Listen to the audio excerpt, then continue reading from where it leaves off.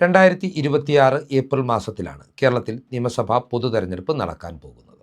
ഈ ഘട്ടത്തിൽ വലിയ അവകാശവാദങ്ങൾ കേരളത്തിലെ പ്രധാനപ്പെട്ട രാഷ്ട്രീയ കക്ഷികളും മുന്നണികളും തെരഞ്ഞെടുപ്പ് ഫലവുമായി ബന്ധപ്പെട്ട് ഉയർത്തിവിടുന്നുമുണ്ട്.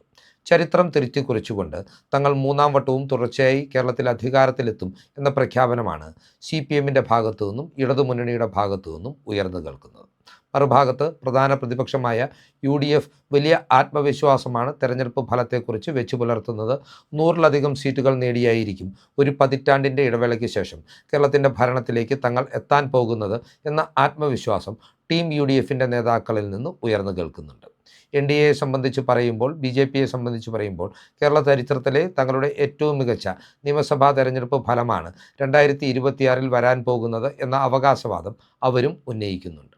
2026 നിയമസഭാ തെരഞ്ഞെടുപ്പിൽ എങ്ങനെയായിരിക്കും ഫലം പുറത്തു വരിക എന്നതുമായി ബന്ധപ്പെട്ട് വിവിധ ദേശീയ ഏജൻസികളടക്കം നിരവധി പ്രീപോൾ സർവേകൾ സംഘടിപ്പിക്കുകയും ഇതിൻ്റെ ഫലപ്രവചനങ്ങൾ പുറത്തുവിടുകയും ചെയ്യുന്നുണ്ട്. നമ്മുടെ രാജ്യത്തെ, നമ്മുടെ സംസ്ഥാനത്തെ മുഖ്യധാരാ മാധ്യമങ്ങളോട് കൂടി ചേർന്നാണ് പല ദേശീയ ഏജൻസികളും സർവേകൾ സംഘടിപ്പിക്കുന്നത്. ഈ ഘട്ടത്തിൽ ഏറ്റവും പുതുതായി പുറത്തു വന്നിരിക്കുന്ന സർവേ ഫലം എന്ന് പറയുന്നത് കോർ എന്ന് പറയുന്ന ഏജൻസി മാതൃഭൂമി ന്യൂസുമായി സഹകരിച്ച് പൂർത്തിയാക്കിയിട്ടുള്ള സർവേ ഫലമാണ്. ഇതിൻ്റെ ആദ്യഘട്ട സർവേ ഫലങ്ങൾ ഇന്നലെ മാതൃഭൂമി ന്യൂസ് ചാനലിലൂടെ അവർ പുറത്തുവിടുകയും ചെയ്തിരുന്നു. 35 നിയോജക മണ്ഡലങ്ങളിലെ ഫലമാണ് ഇന്നലെ ആദ്യഘട്ടത്തിൽ മാതൃഭൂമി ന്യൂസ് ചാനൽ തങ്ങളുടെ സർവേ ഫലങ്ങളുമായി ബന്ധപ്പെട്ട് പുറത്തുവിട്ടിട്ടുള്ളത്. 35 നിയോജക മണ്ഡലങ്ങളിലെ ഫലം നോക്കുമ്പോൾ 16 LDF, 16 UDF, NDA 0, 3 പ്രവചനാതീതമായ മത്സരം എന്നിങ്ങനെ ഒരു പ്രവചനമാണ് മാതൃഭൂമി ന്യൂസ് ആദ്യഘട്ടത്തിൽ പുറത്തുവിട്ടിട്ടുള്ളത്. പ്രാഥമിക വിലയിരുത്തലിൽ ഒരു ഇഞ്ചോടിഞ്ച് തെരഞ്ഞെടുപ്പാണ് നടക്കാൻ പോകുന്നത് എന്ന ഒരു പ്രതീതി ഈ ഫലപ്രവചനം വിലയിരുത്തുമ്പോൾ നമുക്ക് തോന്നുമെങ്കിലും യഥാർത്ഥത്തിൽ ഇത് അങ്ങനെയല്ല. ആദ്യഘട്ടത്തിൽ പുറത്തുവിട്ടിട്ടുള്ള 35 നിയോജക മണ്ഡലങ്ങളിൽ 27 നിലവിൽ LDFൻ്റെ സിറ്റിംഗ് MLAമാരുള്ള മണ്ഡലങ്ങളാണ്. UDFൻ്റെ സിറ്റിംഗ് MLAമാരുള്ളത് ആദ്യഘട്ടത്തിൽ ഉൾപ്പെട്ടിട്ടുള്ള 35 മണ്ഡലങ്ങളിൽ 8 മാത്രമാണ്. അങ്ങനെ നോക്കുമ്പോൾ UDF LDFിൽ നിന്ന് 9 സീറ്റുകൾ പിടിച്ചെടുക്കുന്നു എന്ന് വ്യക്തമാക്കുന്നതാണ് ഈ സർവേ ഫലങ്ങൾ. UDFൻ്റെ 8 സിറ്റിംഗ് സീറ്റുകളിൽ ഒരിടത്ത് പ്രവചനാതീതമായ മത്സരം നടക്കുന്നുവെന്നും ഈ സർവേ ഫലങ്ങൾ വ്യക്തമാക്കുന്നുണ്ട്. അതായത് വരാനിരിക്കുന്ന നിയമസഭാ തെരഞ്ഞെടുപ്പിൽ ഒരു UDF കൊടുങ്കാറ്റായിരിക്കും അലയടിക്കുവാൻ പോകുന്നത് എന്നതിൻ്റെ കൃത്യമായ സൂചനകൾ ഈ സർവേ ഫലങ്ങളിൽ ഉൾപ്പെട്ടിട്ടുണ്ട് എന്നാണ് നമുക്ക് വിലയിരുത്തുവാൻ സാധിക്കുന്നത്. ഏതൊക്കെയാണെങ്കിലും കടുത്ത മത്സരം നടക്കുന്ന 3 നിയോജക മണ്ഡലങ്ങളിൽ 2 LDFും UDFും തമ്മിലാണ് മത്സരമെങ്കിൽ ഒരിടത്ത് UDFും NDAയും തമ്മിലാണ് മത്സരം. ഇത്തരത്തിൽ കടുത്ത മത്സരം നടക്കുന്ന UDFൻ്റെ സിറ്റിംഗ് മണ്ഡലം എന്ന് പറയുന്നത് മഞ്ചേശ്വരമാണ്. അങ്ങനെ നോക്കുമ്പോഴും പ്രവചനാതീതമായ മത്സരം നടക്കാൻ പോകുന്നു എന്ന് പറയുന്ന 3 നിയോജക മണ്ഡലങ്ങളിലും സാധ്യത കൂടുതൽ UDFനാണെന്നും നാം ഇവിടെ വിലയിരുത്തേണ്ടി വരും. ഇനി ഈ ആദ്യഘട്ട സർവേയിൽ പുറത്തുവിട്ടിട്ടുള്ള 35 നിയോജക മണ്ഡലങ്ങളിൽ LDFിൽ നിന്ന് UDF പിടിച്ചെടുക്കുന്ന മണ്ഡലങ്ങൾ ഏതൊക്കെയാണെന്നാണ് നമുക്കൊന്ന് പരിശോധിക്കേണ്ടത്. ഇതിൽ ഒന്നാമത്തെ മണ്ഡലം എന്ന് പറയുന്നത് പത്തനംതിട്ട ജില്ലയിലെ കേരള കോൺഗ്രസ് മാണി ഗ്രൂപ്പിൻ്റെ സിറ്റിംഗ് MLAയുള്ള റാന്നി നിയോജക മണ്ഡലമാണ്. ഇടതുമുന്നണി തുടർച്ചയായി 25 വർഷക്കാലം CPMലൂടെ നിലനിർത്തിയിരുന്ന ഈ മണ്ഡലം 2021 നിയമസഭാ തെരഞ്ഞെടുപ്പിൽ കേരള കോൺഗ്രസ് മാണി ഗ്രൂപ്പ് UDF വിട്ട് LDFിലേക്ക് എത്തിയപ്പോഴാണ് അവർക്ക് വിട്ടു നൽകിയത്. ആ തെരഞ്ഞെടുപ്പിൽ CPMൻ്റെ പ്രതിനിധി മാറി കേരള കോൺഗ്രസ് മാണി ഗ്രൂപ്പുകാരനായ പ്രമോദ് നാരായണൻ മത്സരത്തിനിറങ്ങിയപ്പോൾ വളരെ നേരിയ ഭൂരിപക്ഷത്തിലാണ് ഇടതുമുന്നണിക്ക് റാന്നി നിലനിർത്തുവാൻ കഴിഞ്ഞിട്ടുള്ളത്. എന്നാൽ ഇപ്പോൾ മാതൃഭൂമിയുടെ ഫലപ്രവചനം അനുസരിച്ച് ഏറെക്കുറെ കംഫർട്ടബിളായിട്ടുള്ള ഒരു ഭൂരിപക്ഷത്തിൽ UDF ഈ നിയോജക മണ്ഡലം തിരികെ പിടിക്കും എന്നതിനുള്ള സാധ്യതകളാണ് വ്യക്തമാകുന്നത്. LDFന് 40.15% വോട്ടുകൾ മാത്രം ലഭിക്കുമ്പോൾ 44.36% വോട്ടുകൾ നേടിയായിരിക്കും UDF ഈ മണ്ഡലം തിരികെ പിടിക്കാൻ പോകുന്നത് എന്ന അഭിപ്രായ പ്രകടനമാണ് മാതൃഭൂമി ന്യൂസിൻ്റെ സർവേ ഫലത്തിൽ ഉൾപ്പെട്ടിട്ടുള്ളത്. അതായത് 4.21% വോട്ടിൻ്റെ മേധാവിത്വം ഇവിടെ UDFന് LDFന് മേൽ ഉണ്ടെന്നാണ് ഈ സർവേ ഫലത്തിൽ നിന്ന് വ്യക്തമാകുന്നത്. രണ്ടാമതായി LDFിൽ നിന്ന് UDF തിരികെ പിടിക്കും എന്ന് മാതൃഭൂമി ന്യൂസിൻ്റെ സർവേ ഫലത്തിൽ വ്യക്തമാക്കുന്ന മണ്ഡലം തിരുവനന്തപുരം ജില്ലയിലെ അരുവിക്കര നിയോജക മണ്ഡലമാണ്. കോൺഗ്രസിൻ്റെ മുതിർന്ന നേതാവായ ആദർശധീരനായിരുന്ന മുൻ മന്ത്രിയും മുൻ സ്പീക്കറുമായിരുന്ന G. കാർത്തികേയൻ ദീർഘകാലം പ്രതിനിധീകരിച്ചിരുന്ന മണ്ഡലമായിരുന്നു അരുവിക്കര. അദ്ദേഹത്തിൻ്റെ മരണശേഷം നടന്ന ഉപതെരഞ്ഞെടുപ്പിൽ അദ്ദേഹത്തിൻ്റെ മകനായ ശബരിനാഥൻ വിജയിക്കുകയും പിന്നീട് 2016 പൊതുതെരഞ്ഞെടുപ്പിലും ശബരിനാഥൻ വിജയം ആവർത്തിക്കുകയും ചെയ്തു. എന്നാൽ 2021 നിയമസഭാ തെരഞ്ഞെടുപ്പിൽ G. സ്റ്റീഫനെ കളത്തിലിറക്കി CPM ഈ നിയോജക മണ്ഡലം തിരികെ പിടിക്കുകയായിരുന്നു. എന്നാൽ നിലവിലെ രാഷ്ട്രീയ സാഹചര്യത്തിൽ അരുവിക്കര നിയോജക മണ്ഡലം CPM കൈവിടും എന്നതിൻ്റെ കൃത്യമായ സൂചനകൾ മാതൃഭൂമി ന്യൂസിൻ്റെ അഭിപ്രായ സർവേയിൽ വ്യക്തമാകുന്നുണ്ട്. 45.83% വോട്ടുകൾ UDF നേടുമ്പോൾ കേവലം 41.84% വോട്ടുകൾ മാത്രമായിരിക്കും ഇടതുമുന്നണിക്ക് ലഭിക്കുകയെന്നും 3.99% ഭൂരിപക്ഷത്തിലായിരിക്കും UDF ഈ നിയോജക മണ്ഡലം തിരികെ പിടിക്കുക എന്നുമാണ് മാതൃഭൂമിയുടെ അഭിപ്രായ സർവേയിൽ വ്യക്തമാകുന്നത്. 2021 നിയമസഭാ തെരഞ്ഞെടുപ്പിൽ വളരെ നേരിയ ഭൂരിപക്ഷത്തിന് ഇടതുമുന്നണി CPIയിലൂടെ വിജയിച്ച നിയോജക മണ്ഡലമായിരുന്നു ഇടുക്കി ജില്ലയിലെ പീരുമേട് നിയോജക മണ്ഡലം. ഇപ്പോൾ പീരുമേടിന് ഒരു MLA ഇല്ല. പീരുമേടിൻ്റെ സിറ്റിംഗ് MLA ആയിരുന്ന CPI നേതാവ് വാഴൂർ സോമൻ അന്തരിച്ചതോടുകൂടിയാണ് പീരുമേടിന് MLA ഇല്ലാത്ത സാഹചര്യം ഉണ്ടായത്. എന്നാൽ വരാനിരിക്കുന്ന നിയമസഭാ തെരഞ്ഞെടുപ്പിൽ CPIയെ ഈ നിയോജക മണ്ഡലം കൈവിടുമെന്നും UDFൻ്റെ കൈ പിടിക്കുമെന്നും വ്യക്തമാക്കുന്ന സർവേ ഫലമാണ് ഇപ്പോൾ പുറത്തു വന്നിട്ടുള്ളത്. സർവേ ഫലമനുസരിച്ച് 48.47% വോട്ടുകൾ UDF നേടുമ്പോൾ 42.20% വോട്ടുകൾ മാത്രമായിരിക്കും LDFന് നേടുവാൻ കഴിയുക. അതായത് 6.27% വ്യക്തമായ ആധിപത്യത്തോടു കൂടി തന്നെയായിരിക്കും UDF ഇടുക്കി ജില്ലയിലെ പീരുമേട് നിയോജക മണ്ഡലം ഇടതുമുന്നണിയിൽ നിന്നും CPIയിൽ നിന്നും തിരികെ പിടിക്കുക. അടുത്തതായി സർവേ ഫലത്തിൽ UDF ഇടതുമുന്നണിയിൽ നിന്ന് തിരികെ പിടിക്കുമെന്ന് പറയുന്ന നിയോജക മണ്ഡലം CPI പ്രതിനിധിയുള്ള പത്തനംതിട്ട ജില്ലയിലെ സംവരണ മണ്ഡലമായ അടൂരാണ്.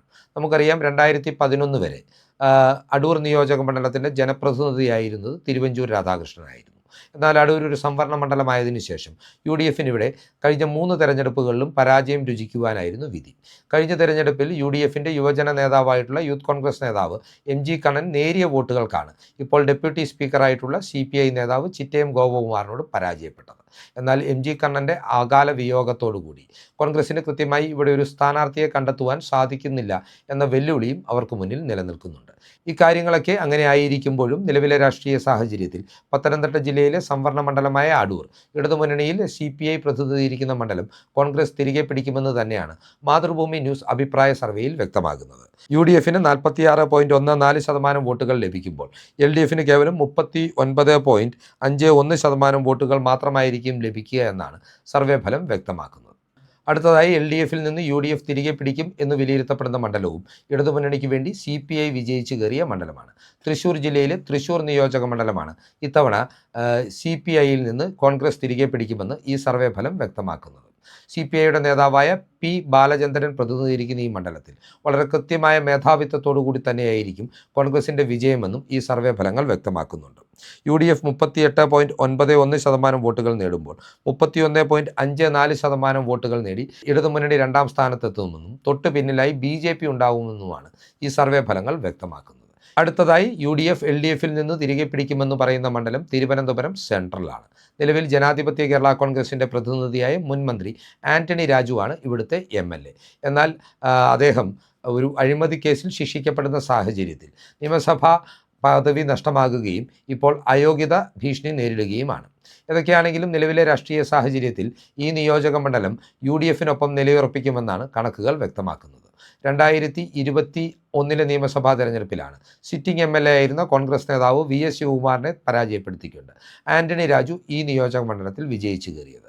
എന്നാൽ 2026 തെരഞ്ഞെടുപ്പിൽ 41.09% വോട്ടുകൾ നേടി UDF 1ാം സ്ഥാനത്തെത്തുമ്പോൾ 33.66% വോട്ടുകൾ മാത്രമേ ഇവിടെ LDFന് നേടുവാൻ സാധിക്കൂ എന്നാണ് സർവേ ഫലങ്ങൾ വ്യക്തമാക്കുന്നത്. ഇവിടെയും LDFന് തൊട്ടുപിന്നിലായി തങ്ങളുടെ കരുത്ത് തെളിയിച്ചുകൊണ്ട് BJP സാന്നിധ്യം അറിയിക്കുമെന്നും ഈ സർവേ ഫലങ്ങൾ വ്യക്തമാക്കുന്നുണ്ട്. അടുത്തതായി മലപ്പുറം ജില്ലയിലെ തവനൂർ മണ്ഡലമാണ് LDFൽ നിന്ന് UDF തിരികെ പിടിക്കുമെന്ന് ഈ സർവേ ഫലം വ്യക്തമാക്കുന്ന ഒരു മണ്ഡലം. ഇപ്പോൾ തവനൂരിലെ സിറ്റിംഗ് MLA എന്ന് പറയുന്നത് ഇടതുമുന്നണിയുടെ നേതാവായ CPM സ്വതന്ത്രനായ മുൻ മന്ത്രി KT ജലീലാണ്. എന്നാൽ നിലവിലെ രാഷ്ട്രീയ സാഹചര്യത്തിൽ ഈ മണ്ഡലം അനായാസം UDF പാളയത്തിലേക്ക് എത്തുമെന്നാണ് മാതൃഭൂമി ന്യൂസിൻ്റെ സർവേ കണക്കുകൾ വ്യക്തമാക്കുന്നത്.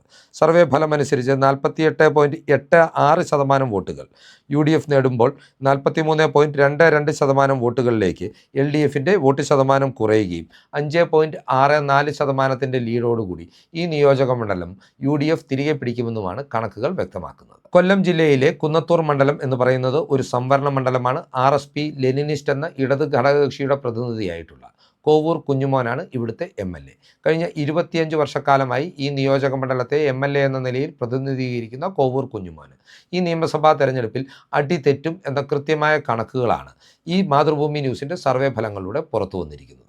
നിലവിലെ രാഷ്ട്രീയ സാഹചര്യങ്ങളിൽ UDFന് വേണ്ടി 2021 അഭിമാനകരമായ മത്സരം കാഴ്ചവെച്ച് പോരാട്ടവീര്യം പ്രകടിപ്പിച്ചിട്ടുള്ള ഉല്ലാസ് കോവൂർ തന്നെയായിരിക്കും മത്സരിക്കുവാൻ പോകുന്നത്. ഇപ്പോൾ പുറത്തു വരുന്നിട്ടുള്ള മാതൃഭൂമിയുടെ കണക്കുകൾ അനുസരിച്ച് 48.49% വോട്ടുകൾ നേടി UDF ഈ മണ്ഡലം പിടിക്കുമ്പോൾ LDF ബഹുദൂരം പിന്നിലായി 40.10% വോട്ടുകൾ മാത്രമായിരിക്കും നേടാൻ പോകുന്നതെന്നും പറയുന്നുണ്ട്.